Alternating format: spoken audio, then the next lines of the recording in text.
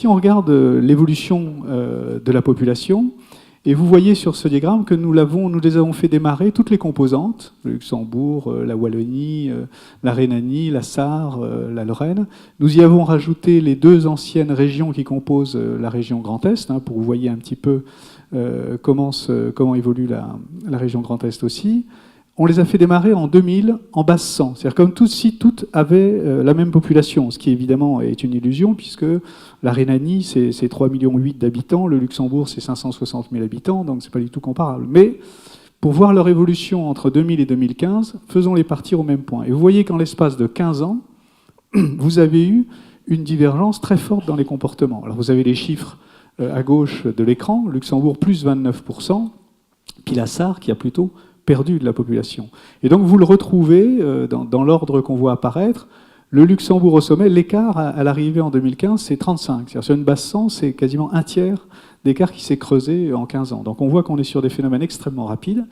Et vous avez au nord, enfin pas au nord, en haut, c'est-à-dire avec la croissance la plus forte, le Luxembourg, la Wallonie, puis vous voyez que c'est assez comparable à ce qu'a connu l'Alsace. Et puis tout en bas, ceux qui ont décru ou qui ont des croissances plus faibles, la Sarre et la Rhénanie. On le reverra, c'est évidemment le profil démographique de l'Allemagne qui joue beaucoup. Et finalement, notre territoire, la Lorraine, mais aussi la Champagne-Ardenne, et globalement la grande région, sont entre les deux. Donc voilà, premier élément, c'est que nous avons aujourd'hui des comportements démographiques extrêmement différents d'un territoire sur l'autre. Vous avez deux phénomènes importants, le vieillissement de la population et après la caractéristique du solde migratoire. C'est-à-dire, est-ce que vous attirez des gens ou est-ce qu'au contraire, vous en perdez parce que vos habitants vont plutôt faire leur vie ailleurs? Et vous comprenez bien que le vieillissement, tout le monde est touché, donc les plus de 65 ans progressent, mais que si vous avez un solde migratoire positif, c'est-à-dire si vous attirez, vous alimentez la catégorie des 15-64 ans et en général, vous alimentez du coup la catégorie des moins de 15 ans parce que ça veut dire que ce sont des ménages qui viennent faire leur parcours familial chez vous. Et inversement, si vous avez un solde migratoire négatif, vous êtes en train d'altérer cette catégorie, mais vous altérez aussi les moins de 15 ans parce que petit à petit, il y a moins d'enfants qui naissent sur votre territoire. C'est ce qui se passe évidemment pour les territoires qui sont en bas du tableau. Et je rappelle que malheureusement, dans les territoires de Lorraine et quasiment du Grand Est, à l'exception des zones transfrontalières, nous sommes sur des soldes migratoires négatifs, et malheureusement depuis plusieurs années, depuis pas mal d'années. Donc un solde migratoire qui commence à éroder notre dynamique.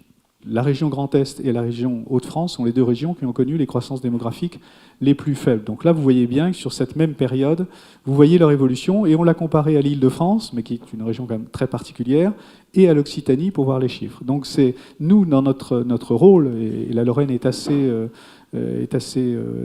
représentative de la dynamique du Grand Est, nous sommes, dans la grande région transfrontalière, une région française qui est plutôt avec une dynamique faible, ce qui n'est pas une fatalité, mais ça sera évidemment une composante importante par rapport à ce qu'a dit tout à l'heure Aurélien. Aujourd'hui, le Luxembourg est un territoire avec une population plutôt équilibrée, avec une dynamique de jeunes qui lui permet d'alimenter sa machine économique. Et que des territoires, et notamment essayer de suivre le parcours de la Rhénanie et de la Sarre, qui aujourd'hui en 2015 sont plutôt en milieu de tableau et qui déjà en 2030 sont passés en haut de tableau. Donc on voit bien que leur démographie, leur profil démographique est complètement en train de changer et qu'ils vont avoir un vrai problème, c'est-à-dire que les gens qui ne sont pas en âge d'être actifs et donc qui n'alimentent pas, je dirais, la machine économique, vont être très importants par rapport à ceux qui sont actifs. Comme toujours, la Lorraine se place à peu près au milieu, et vous voyez l'Alsace et la Champagne-Ardenne exactement dans le même ordre, et donc nous sommes à peu près sur le profil de la grande région. Vous avez en haut en vert, ça c'est l'évolution de la population en 2050, et vous avez en haut en vert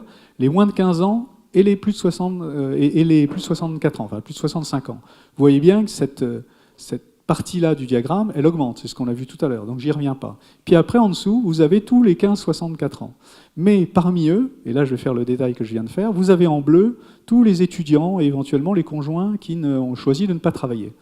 Et eux, vous voyez bien que finalement, même à l'œil nu, comme ça, cette Terre, elle ne bouge pas beaucoup. C'est-à-dire qu'a priori, la prospective ne prévoit pas beaucoup de changements là-dessus. Et puis les demandeurs d'emploi, bon d'abord on est sur les chiffres beaucoup plus faibles, donc c'est un peu difficile à voir, mais vous voyez qu'il n'y a pas de grande différence. Malheureusement, on ne prévoit pas soudainement que le chômage disparaisse. Et on voit bien que le différentiel, il s'opère sur les actifs occupés. C'est-à-dire que ce transfert qu'on a vu qui s'opérait dans l'avenir entre les gens qui ne sont pas en âge d'être actifs vers les gens qui sont en âge de l'être, il se fait principalement aux dépens des actifs occupés. Ben, donc ça veut dire que ça a une grande problématique parce que c'est eux qui sont la force économique de notre territoire. Ce que vous voyez ici, c'est que les entrants, évidemment, ils rentrent au Luxembourg et la Sarre, c'est là qu'il y a des besoins, et que vous avez des sortants qui viennent de Lorraine, 130 000, d'autres des Lorrains qui vont encore ailleurs, et puis la Wallonie. Et là, vous avez un des facteurs d'explication de tout à l'heure, c'est que la Wallonie alimente, si je puis dire, notre cœur transfrontalier du Luxembourg et de la Sarre, mais alimente aussi un autre bassin qui est très attractif pour elle, qui est Bruxelles et la Flandre. Et ça, ce sera important sur la prospective. Alors, si on passe à l'avenir, donc on évalue ça, si je puis dire, en termes de besoins de main-d'œuvre ou de besoins d'emploi, donc des territoires, la Wallonie et la Lorraine qui auraient besoin plutôt de plus d'emplois, si vous voulez être un peu moins dépendants, et puis le Luxembourg et la Sarre qui, eux, ont besoin de main-d'œuvre. Voilà les évolutions de l'emploi qu'on constate depuis la crise, depuis 2008 à 2014. Donc évidemment, le Luxembourg qui progresse toujours, la Rhénanie, la Wallonie, mais déjà la Sarre qui souffre, et puis la Lorraine, malheureusement, qui a perdu des emplois. Si on essaie de projeter cette tendance jusqu'à 2030, et qu'on le fait non pas en valeur relative, mais en valeur absolue.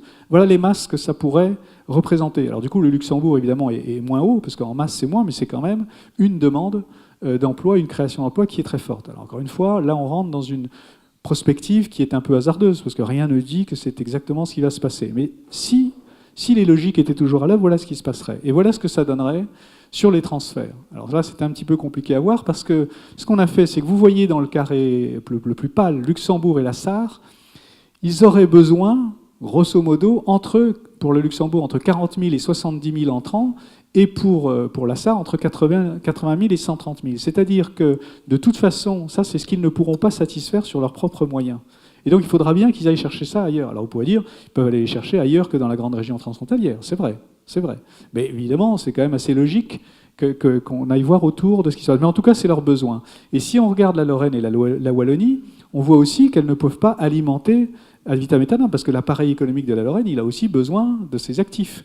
Donc on a essayé de mesurer, compte tenu de sa faible démographie, ce qu'il serait en capacité éventuellement d'offrir. Et on voit bien que ces capacités, elles vont aussi s'amenuiser, puisque les 15-64 ans sont actuellement en baisse. Nous avons des composantes du territoire qui souffrent d'un déficit d'attractivité, qui se traduit par un sol migratoire négatif. Ça va être difficile d'avoir une vraie région métropolitaine unique en Europe avec des territoires qui ont ce déficit d'attractivité. Donc ça, c'est un enjeu important et qui doit être un enjeu partagé. Ce n'est pas seulement le problème de la Lorraine, c'est un enjeu partagé.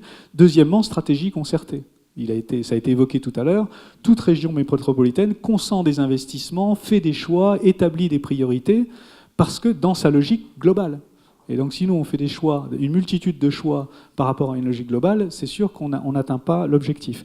Et évidemment, ça renvoie derrière, parce qu'il y a quelque chose que je n'ai pas évoqué, mais qui apparaîtra dans vos débats, c'est que tout ça a été fait comme si à chaque fois qu'on avait un actif et un emploi, pof, ça collait. Sauf que ça renvoie à des problématiques d'habitat, il faudra loger les gens, il faudra qu'ils se déplacent tous les jours, donc il faudra savoir comment ils se déplacent et qu'est-ce qu'ils seront capables d'accepter. Il faudra un niveau de qualification, il faudra des qualifications qui correspondent aux emplois de demain. Et puis, accessoirement, il y a quand même aussi un problème de langue qui peut se poser, parce qu'on ne parle pas tous la même langue.